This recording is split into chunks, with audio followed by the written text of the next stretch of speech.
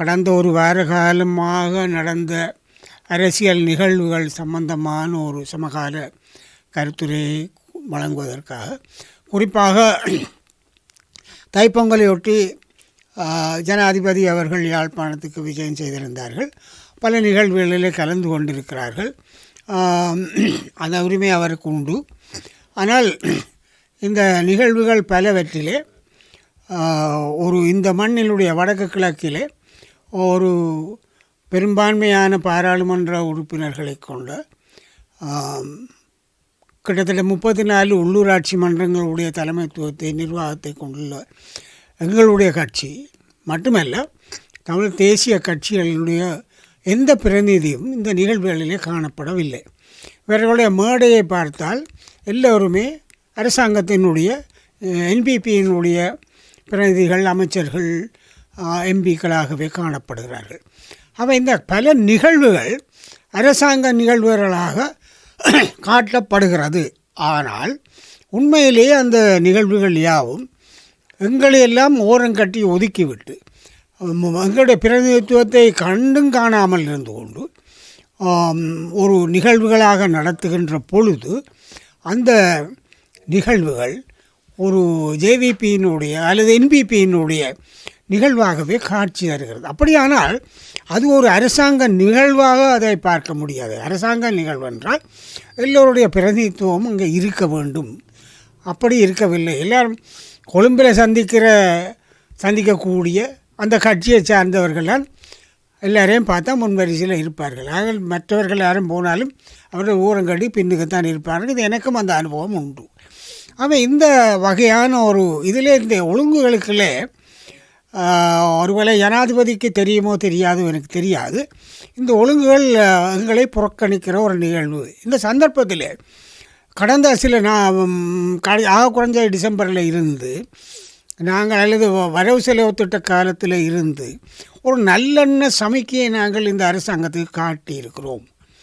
உதாரணத்துக்கு வரவு செலவு திட்டத்திலே நாங்கள் எதிர்க்காமல், ஆதரிக்க முடியாதென்ற நிலைப்பாட்டிலிருந்து எதிர்க்காமல் நடுநிலை வைத்தோம். அண்மையிலே ஹரணி அமரசூரியாவுக்கு எதிரான நம்பிக்கையில்லா பிரேரணைக்கு கையெழுத்து வைக்கிற விடயத்தில் கூட நான் தெளிவாக எங்களுடைய பாராளுமன்ற உறுப்பினர்கள் அந்த குழுமத்திலே நாங்கள் இந்த விடயத்திலே கையெழுத்து வைக்காமல் தவிர்த்து கொள்ள வேண்டும் என்ற ஒரு குறிப்பை தலைவர் என்ற முறைப்பிலே நான் போட்டேன்.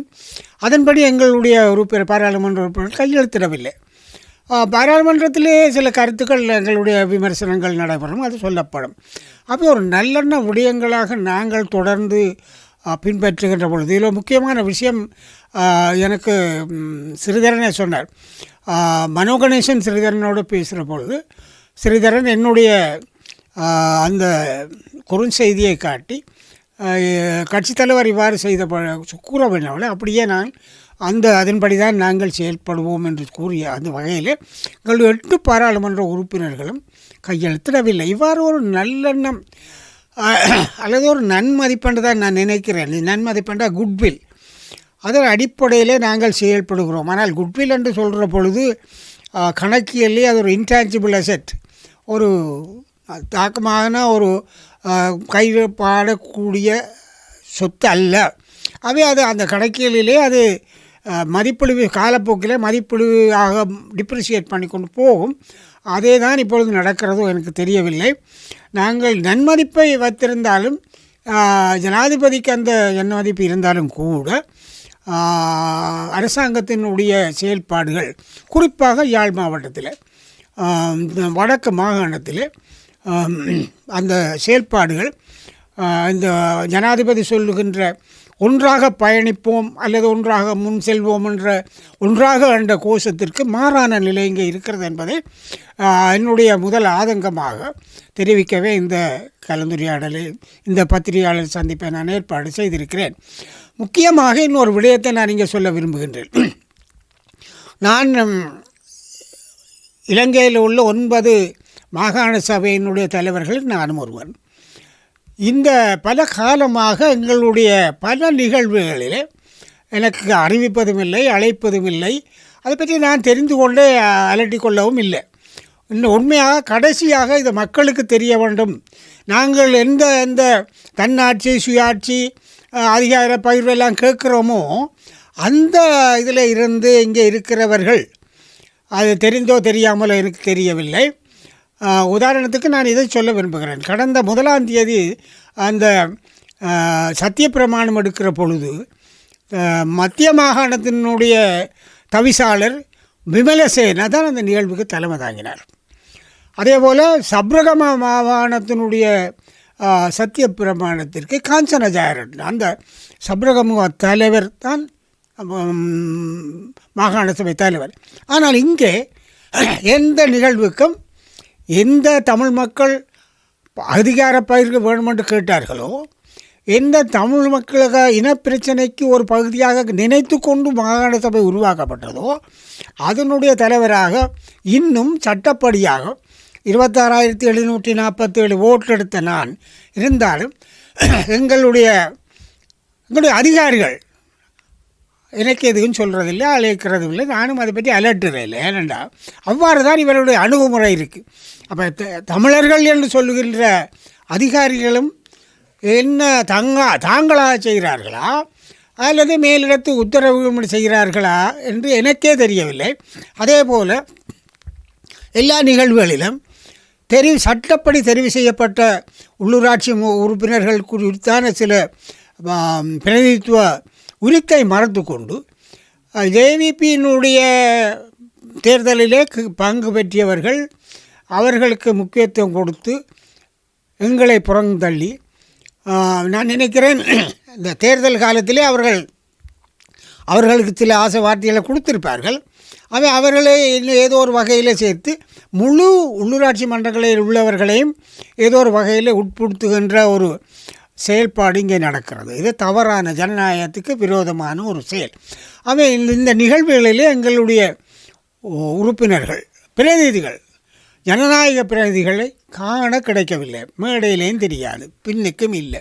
இப்போ இவ்வாறான நிகழ்வுகளில் நடந்து கொண்டு இருக்கின்ற பொழுது ஒன்றாக பயணிப்பதல்ல, ஒன்றாக முயலுவோம் என்றால் எப்படி சாத்தியம் என்பதை உத்தம ஜனாதிபதி அவர்களுடைய கவனத்திற்கு கொண்டு போக வேணும். அவருக்கு இதை பரிசீலிக்க வேண்டும் என்று நான் நினைக்கிறேன். தொடர்ந்து நாங்கள் நல்லெண்ணத்தை காட்டுகின்ற நன்மதிப்பு தேய்ந்து கொண்டு போய் இட் வில் டிப்ரிஷியேட், அப்படி ஒரு நிலை இருக்கிறதா என்பது என்னுடைய கேள்வியாகவே இருக்கிறது. ஜனாதிபதிக்கு தெரியும் நாங்கள் இவ்வாறு அவரோடு சந்திக்கிறவர்கள் பேசினோம். அந்த வகையில் அங்கே நாங்கள் அவர்களோடு ஒரு ஊடாடலை வைத்திருக்கின்ற பொழுது இங்கே தளத்திலே வடக்கு கிழக்கிலே எங்களுடைய பிரதிநிதிகளை ஓரங்கட்டி ஒதுக்கி ஜனநாயக விரோதமான செயல்கள் செய்து கொண்டு மிக விரோதமான விமர்சனங்களை செய்து கொண்டு போவது ஆரோக்கியமானது அல்ல. எங்களுக்கு ஒன்று தெரியும், நாங்கள் வடவசல் திட்டத்திலே ஆதரித்தாலும் ஆதரிக்காவிட்டாலும் நடையில் வைத்தாலும் அரசாங்கத்துக்கு இந்த பாதிப்பும் இல்லை என்பதும் எங்களுக்கு தெரியும். ஆனால் வடக்கு கிழக்கில் இருக்கிற தமிழ் மக்களுடைய அதிகூடிய முதன்மை கட்சி என்ற வகையிலே எங்களுடைய நிலைப்பாடு தேசிய ரீதியிலும் சர்வதேசிய ரீதியிலும் தாக்கம் செலுத்தும் என்பதை இந்த அரசாங்கமும் ஆளுங்கட்சியினரும் புரிந்து கொள்ள வேண்டும். அந்த வகையிலே தான் எங்களுடைய செயல்பாடுகள் அமைந்திருக்கின்றன. அவை நாங்கள் இன்னும் அரசாங்க விரோத செயல்பாடுகளில் ஈடுபடவில்லை என்பதை, ஆனால் அதே நேரம் நாங்கள் கோருகின்ற சில விஷயங்களை இன்னும் சாதகமாக பரிசீலிக்கவில்லை. காணிகள் வடக்கு காணிகளை விடுவித்து அதுக்கு ஒரு தெளிவான நிலைப்பாடு இல்லை. ஒரு வகையிலே பிக்கு இந்த தையட்டி விகார பிக்கு நான் விடுகிறேன், அவர் பக்கத்தில் விடலாம், மிச்சத்தை பார்க்கலாம்னு சொன்னால் இப்போ பார்த்தா ஒன்றுமே இல்லை, விட முடியாதுன்ற நிலைப்பாடு கொழும்பில் தீர்மானம் எடுக்கப்படுகிறது. ஆகவே இப்படியான ஒரு அணுகுமுறை காலப்போக்கிலே சீக்கிர காலப்போக்கிலே ஒரு முரண் நிலைப்பாட்டை உருவாக்கும், ஒரு அதிருப்தியை உருவாக்கும் என்பதை அரசாங்கத்துக்கும் அதனுடைய அமைச்சருக்கும் ஜனாதிபதி அவர்களுக்கும் தெரிவித்த என்பதே இலங்கை தமிழரசு கட்சியினுடைய தலைவர் என்ற வகையிலே என்னுடைய கடமையாக இருக்கிறது. இந்த புறக்கணிப்புகளை தவிருங்கள். நாங்கள் ஜனநாயக ரீதியிலே தெரிவு செய்யப்பட்டவர்களை உரிய முறையிலே அங்கீகரித்து செயல்படுங்கள், அவர்களை உள்வாங்கிக் கொள்ளுங்கள். அதை விட்டுட்டு இப்போ எல்லை புறக்கணித்ததை பற்றி எனக்கு கவலை இல்லை. ஏனென்றால் ஒரு ஒரு ஒரு ஒரு ஒரு ஆளுநர் வந்து எனக்கு தான் சட்டம் இயற்ற அதிகாரம் இருக்குன்னு 2 நியதி சட்டத்தை இயற்றினர். அவருக்கு நான் சொன்ன இது சரி வராது, உனக்கு அதிகாரம் இல்லை, எனக்கு இருக்கின்றார். நீதிமன்றத்தில் சுப்ரீம் கோர்ட்டில் போய் அதை இல்லாமல் பண்ணிவிட்டோம். அதுக்கு பிறகு தான் ஒருவேளை எங்களுடைய ஆக்கள் வில்லங்கன் சிவஞானம் என்று சொல்லி எங்களுடைய அதிகாரிகளும் நினைக்கிறார்களோ தெரியவில்லை. அரசியலில் காலங்கள் மாறும். எங்களுடைய அரசியல் அதிகாரிகளும் தமிழர்கள் தான். பேருந்து ஓய்வு பெற்ற பிறகு அரசியலும் பேசுவார்கள். என்னை போல நான் பிரைமேச்சுவரி டேமன் அப்படி கொத்தவர்கள், அப்படியானவர்கள் இப்படியான ஒரு சுய ஆதிக்கம், சுய நிர்ணயம் அல்லது சுய நிர்வாகம் கேட்டு நிற்கிற எங்களுடைய சில நிலைப்பாட்டை கண்டும் காணாமர்கள். ஒரு விழா நடக்கிறது, மாகாண விழாக்கள் நடக்கிறது. மன்னாரில் இப்பொழுது பொங்கல் விழா நடந்துச்சு. உங்களை பேர் ஒரு தரம் இல்லை, என்ன விடுங்க, உங்களுக்கு என்னில் பயம் இருக்கும், அது பிரச்சனை இல்லை. ஆனால் மற்றவர்கள் அழைக்க இல்லையே. இப்போ இங்கே ஒரு பண்பாட்டு கலை விழாவோ நடந்தது, அது மாகாணம் உண்டு. மாகாணம் என்று சொன்னால் அதிகாரிகள் நிகழ்வென்றால் நீங்கள் அரசாங்க செலவில் செய்யலாது. அதிகாரிகளுக்கு நான் சொல்ல விரும்புகிறேன், நீங்கள் அரசாங்கம் எப்படி செய்யுதோ அதே மாதிரி நீங்களும் உங்களோட விழாவுகளை மாகாண சபை, மாகாண மன்றம், மாகாண விழான்னு சொல்லிக்கொண்டு எங்களுடைய என்ன விட்டாலும் பரவாயில்லை, நான் இனி கூப்பிட்டாலும் போக மாட்டேன். என்னடா நான் மரியாதைக்கு சுயமரியாதை உள்ளவன். இப்போ அதை வெளிப்படைய சொல்கிறேன். இப்படியெல்லாம் நீங்கள் செய்கிறீர்கள் என்றதை அதிகாரிகளுக்கும் தெளிவாக சொல்கிறேன். நான் ஒரு அதிகாரியாக இருந்தவன், அதனுடைய தான் நான் இதுவரையில் பேசாமல் இருந்தேன். ஆனால் எங்களுடைய எல்லாரையும் நீங்கள் நிராகரிக்கிறீர்கள், அது தவறு, திருத்தி கொள்ள வேண்டும்.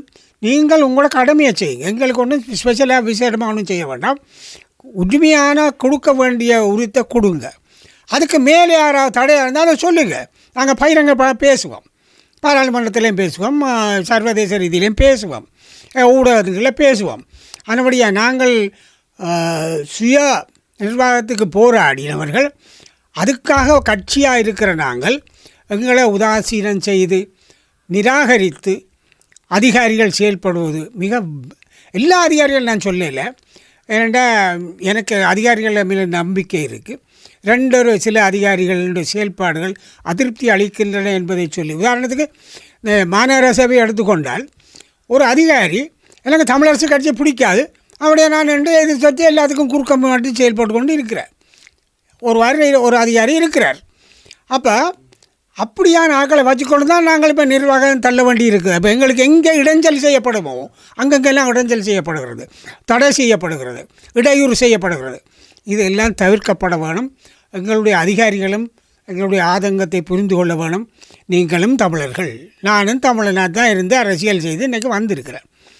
நான் தமிழன், நீங்களும் தமிழர்கள். ஆனபடியால் தயவு செய்து இந்த புறக்கணிப்பு வேலைகளை எல்லோரும் நிப்பாட்டுங்க. வேறு விஷயங்கள் இருக்குது, நான் அதுக்கு மேலே பேச விரும்பலை. இந்த விடயம், இந்த அம்சம் எல்லாருக்கும் போகணும், அதிகாரிகளுக்கும் போகணும், அரசாங்கத்துக்கும் போகணும். கவனத்துக்கு எடுப்பார்கள் நினைக்கிறேன். நான் ஒரு இலங்கை தமிழரசு கட்சியின் தலைவர் என்ற முறையில் பொறுப்பாக இதை சொல்லி வைக்க விரும்புகின்றேன்.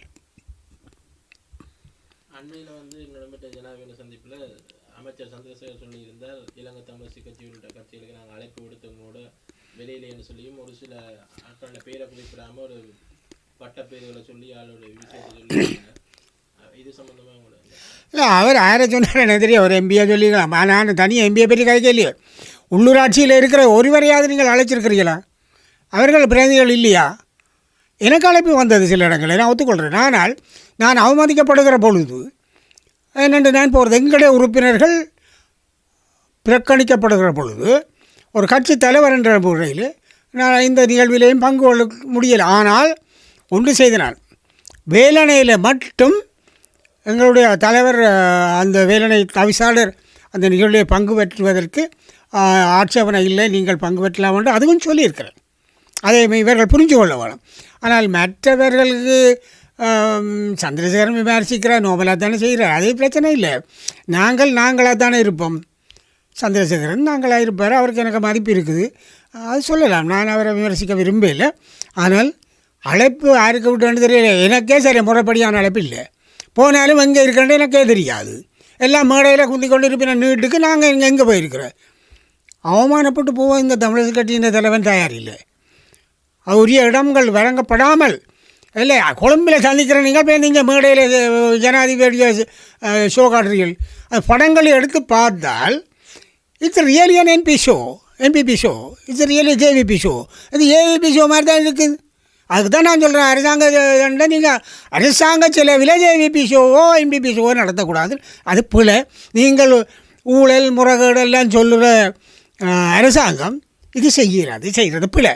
எங்களை நீக்கிவிட்டு ஜனநாயக முறை தெரிவு செய்த எங்களை நீக்கிவிட்டு நீங்கள் செய்கிறது எந்த அளவுக்கு பிள்ளைன்றது இது இப்போ சுட்டி காட்ட வேண்டிய நேரம் வந்துட்டு.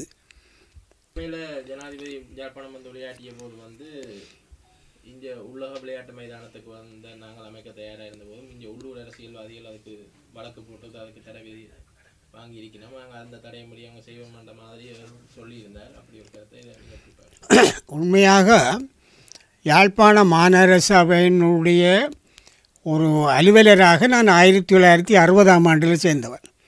இந்த மாநகரத்தினுடைய வரலாறு அபிவிருத்தி எல்லாமே எனக்கு தெரியும். இந்த உண்மையாக யாழ்ப்பாண இந்த ஓல்டு பார்க் என்று சொல்கிற அது ஒரு பார்க், ஒரு பூங்கா.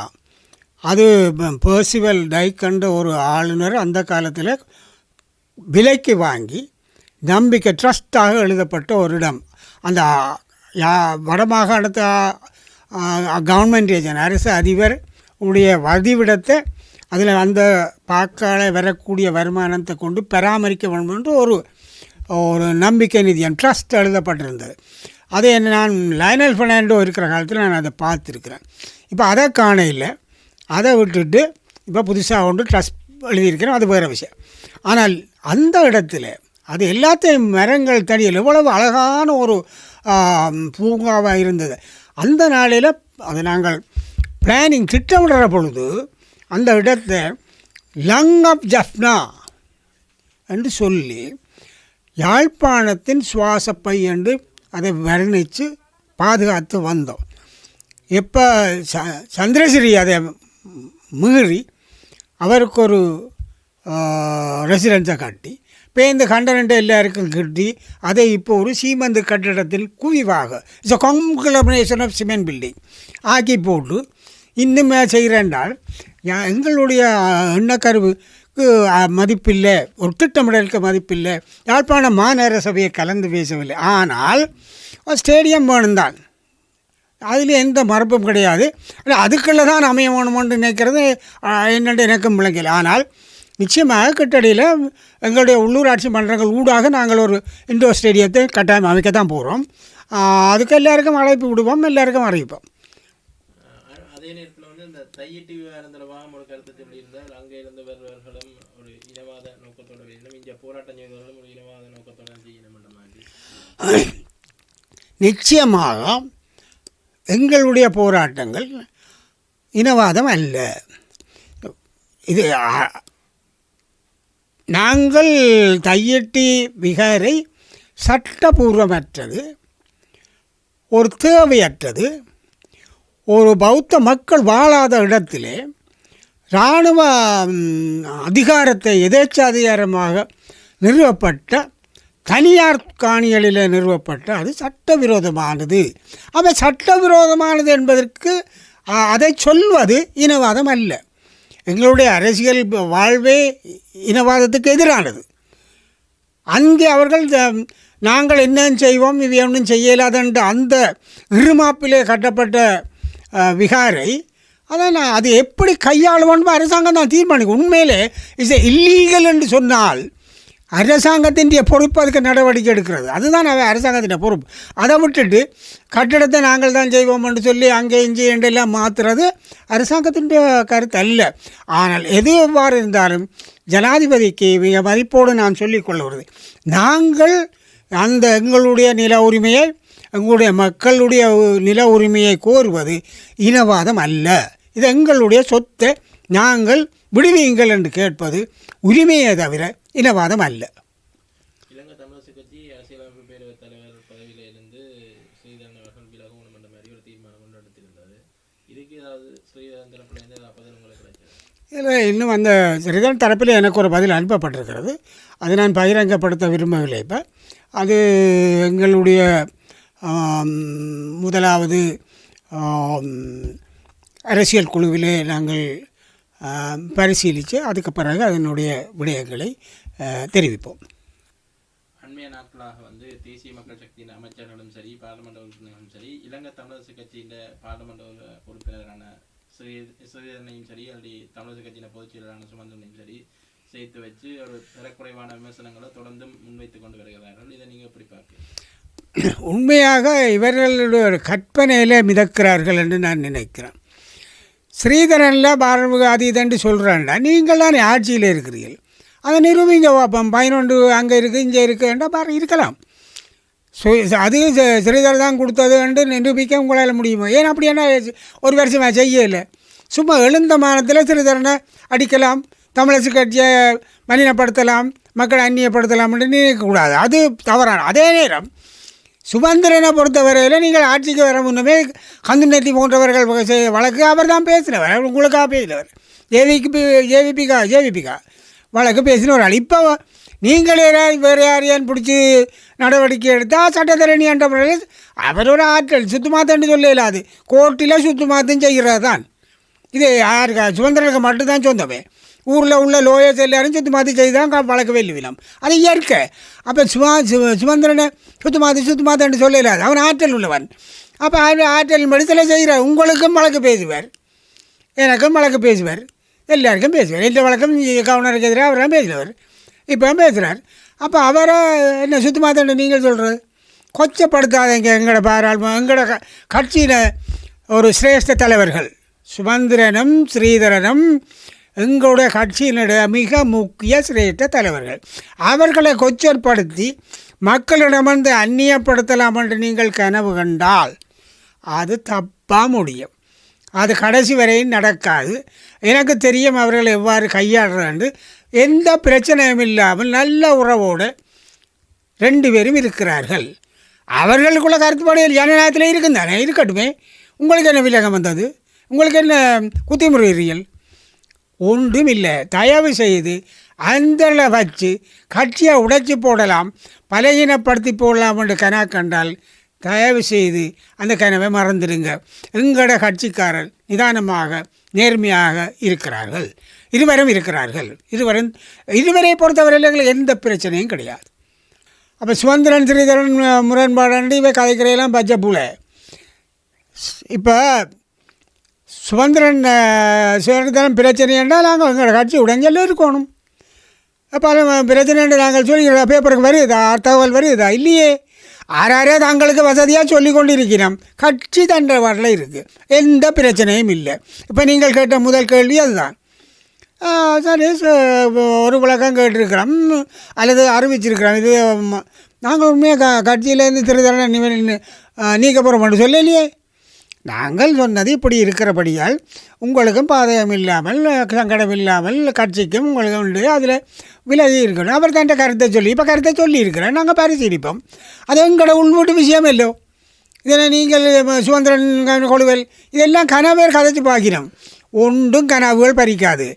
தமிழரசு கட்சி உருப்படியாக தெளிவாக பலமாக நின்று கொண்டு தான் இருக்குது. அது எனக்கு தெரியும் நான் எப்படி கையாளுறேன், அதில் கையாளுவேன். இப்போ உதாரணத்துக்கு ஒன்றை மட்டும் சொல்லிவிடுறேன். இப்போ ஸ்ரீநேசனுக்கு எதிராக ஒரு விளக்கம் கோரினாங்கள். நான் அவர் என்னோட பேசுகிறார், என்னோட பேசி சில விளக்கங்களை சொன்னார். நான் சுமந்திரனுக்கு சொன்னேன் இப்படி இருக்கு, என்னோட பேசியிருக்கிறார். நாங்கள் அதை இனி அந்த அளவு ஏற்றுக்கொண்டு அது மேலே நடவடிக்கை எடுக்காமல் விடுக்கணும். சுமந்திரன் உடனே தலைவரோட பேசுகிறேன், அப்படியே பண்ண அப்படி செய்ய மாட்டேன். நான் அவருக்கு அறிவித்து அந்த விஷயத்தை முடிச்சிட்டேன். ஸ்ரீநேசனுக்கு நேரே ஃபோன் பண்ணிவிட்டு நான் விஷயத்தை முடிச்சிட்டேன். கட்சி விஷயங்களை நாங்கள் கையாளுவோம். அந்த ஆற்றல் அனுபவம் எனக்கு இருக்குது, கட்சிக்கு இருக்குது. அதில் இவைகள் நுழைவான் மூக்க நுழைச்சி கொண்டு அப்படி இப்படி என்று சொல்கிறதுல ஒரு பிரயோசனமும் இல்லை. உங்களோட கனவும் பலிக்காது. வேறு வேறையும் இருக்குது. நான் அதை சொல்ல விரும்பலை. நீங்கள் நினைக்கிறது நடக்காது.